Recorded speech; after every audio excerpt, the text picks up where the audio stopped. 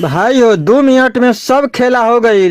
Video के जल्दी से लाइक कर दें, कहे से कि नमो बुधाई में बिया हो गई। नया ब्लॉग वीडियो के एगो फिर शुरुआत हो गई। बक्सर जिला राजपुर ओरवार गांव के भाई गाँव ओरवार बा और ये गांव के व्यवहारो एकदम ओरवारे जैसा बा। तो दुल्हन सज धज के भाई लोग के सुरक्षा में दुल्हन आ गई मंच तो दुल्हा भाई अपन कुर्सी छोड़ के दौड़ के गईलन, हाथ पकड़ के मंच पर चढ़ैलन दुल्हन के।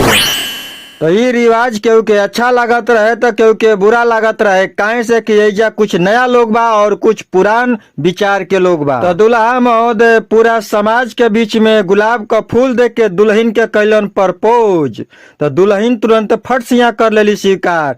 तो यही से कहत तनी 2 मिनट में सब खेला हो गई। तो बुद्ध रीति रिवाज से देखा बियाह हो गई। हाँ तो ये रिवाज देख के बुढ़ऊ गुस्सात रहन, लड़का मुस्कुरात रहसन। यही से कहिला कि 2 मिनट में सब खेला हो गई और बुद्ध रीति रिवाज से बियाह हो गई। हाँ तो भाई हो सगाई वाला कार्यक्रम बाकी रहे, कहे से कि भाई लोग बड़ा होशियार बा, सगाई वाला पैसा लोग बचा ले रहे। हाँ तो भाई हो जयमाल से पहले एक दूसरा के लोग रिंग पहनावल आ दुल्हन टीका लगैली, रोरी का तिलक लगैली, मिठाई खियली, आरती उतरली, फूल छिड़कली और ओकरा बाद देखो 2 मिनट में ही पूरा काम हो गई। तो जान जा बुद्ध रीति रिवाज से बियाह हो गई। हाँ तो भाई हो दुल्हा भी अपन संस्कार दिखा देहलन और वही मंचवे पर दुल्हनों के मिठाई खिया देहलन। हाँ तो भाई हो ये रिवाज देख के एगो गीत गावे के मन कइल।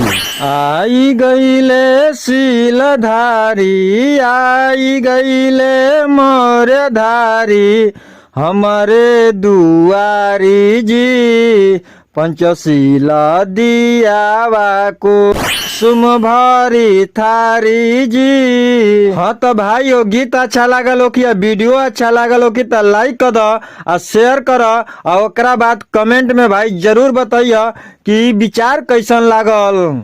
जय भारत, नमो बुद्धाय।